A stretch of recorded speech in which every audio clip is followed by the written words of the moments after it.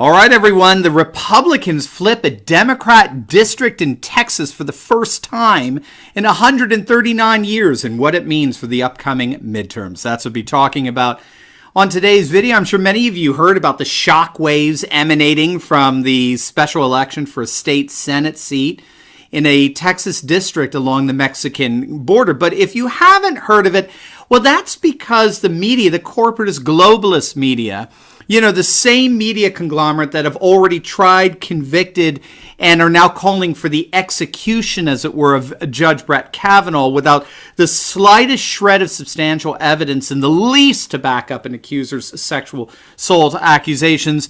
That media, that corporatist globalist media, well, they haven't reported on it. There's basically a blackout on one of the most significant special elections out there in recent months, and they could care less. And, of course, they could care less because it didn't go the way of the secular corporatist globalist political party, the Democrats, of which the mainstream media is an extension. This special election was held in the Senate District 19 in Texas. It runs along the Mexican border, and it's always been reliably held by Democrats for, get this, 139 years. This is a district that Hillary Clinton won by 12 points in the 2016 presidential election. Democrats have controlled this district for nearly 140 years.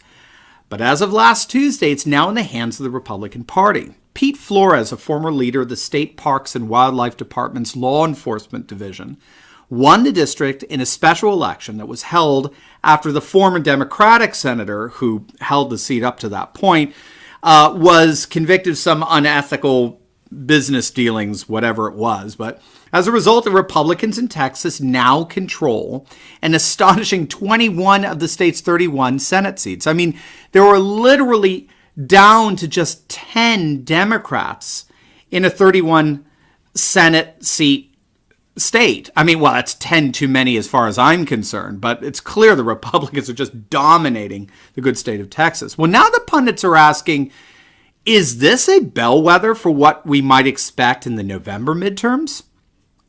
The 19th District of Texas is over 70% Hispanic. There's absolutely no way, given the media's spin on things, given the media's assessment of the political climate in the nation, there's absolutely no way that a pro-Trump Republican could possibly win in a district that's comprised of over 70% Hispanics. But that's precisely what happened. And it's not because Democrats failed to turn out. Remember, the big thing that's being touted about the supposed blue wave coming up this November is that Democrats are absolutely energized to come out in mass numbers for the midterms. And that is precisely what happened here with this special election. Twice as many people came out to vote in this special election than in the last one that took place back in 2015. Turnout was not a problem in the least in this election. Moreover, it's not because Flores was some special, charismatic candidate, some kind of local superstar, which would be a special exception, an outlier that can't be reproduced at a national level. Flores ran for the Texas Senate 4 years ago, and he lost by 20 points. He's not some charismatic superstar by any stretch of the imagination.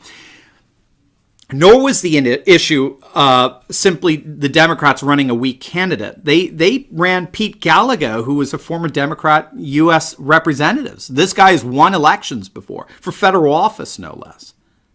So what happened? How did a Republican successfully win the safest of seats for Democrats? And is this something that can be reproduced for the midterm elections? Newt Gingrich, the former Speaker of the House, weighed in with some very, very interesting analysis to all this. Remember, Gingrich helped to orchestrate the Republican takeover of the Congress for the first time in 40 years back in 1994. He argues that the Republican was able to win because he effectively turned the election into what Gingrich calls a big choice campaign as over against a small choice campaign. It's a very, very interesting distinction here that he makes. A big choice campaign involves stressing those issues that most separate us from liberal Democrats. And here's the key, even though the globalist media hates those issues. A big choice campaign involves stressing those issues that most separate us from the liberal Democrats, even though the globalist media hates those issues. This, I believe, is a key distinctive that Gingrich has uncovered that's at the heart of Trump's electoral victory, as well as the victory for nationalist populists all over the Western world.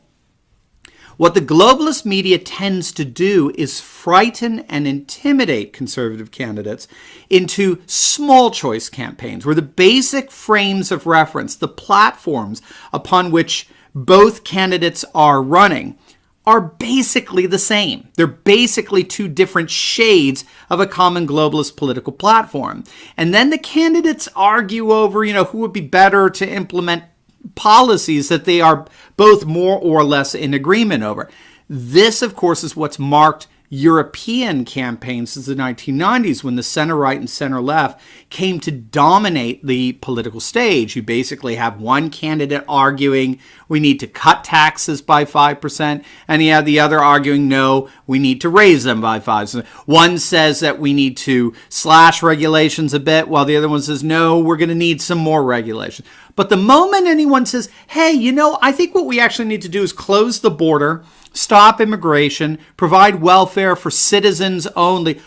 Whoa, wait a minute. You can't say that, you bigot, racist, sexist, xenophobe, nativist. How dare you? You see, that's the role the globalist media plays in all of this. The globalist media keeps globalism going in our politics by threatening to tar and feather any and all politicians who would dare to challenge globalism with any alternative political and economic paradigm, and that tends to be that of the nationalist right.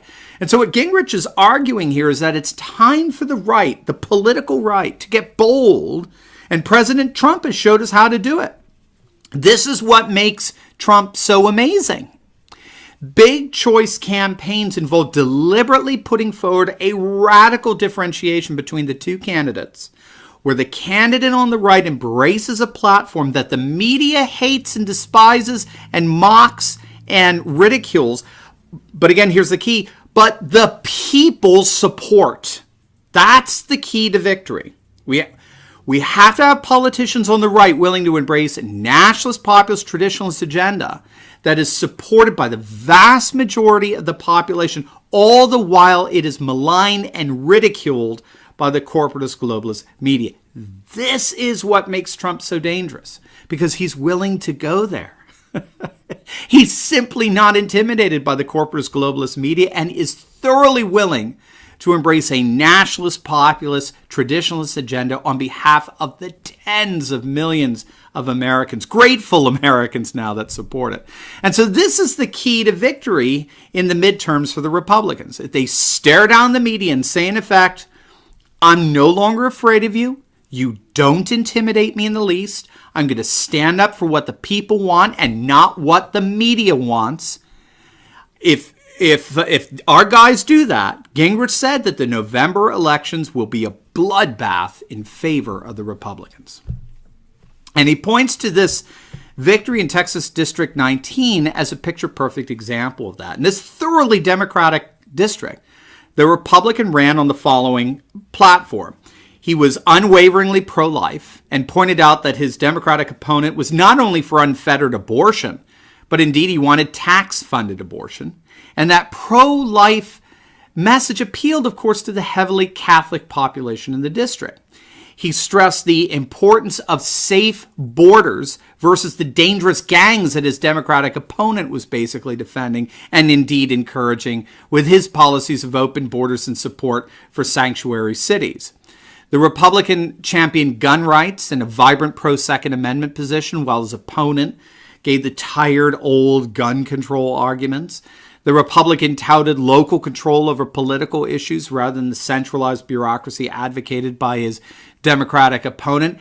And, of course, he stressed work over welfare, applauding the economy that we now have under President Donald Trump and the massive surge in jobs that such an economy has made possible.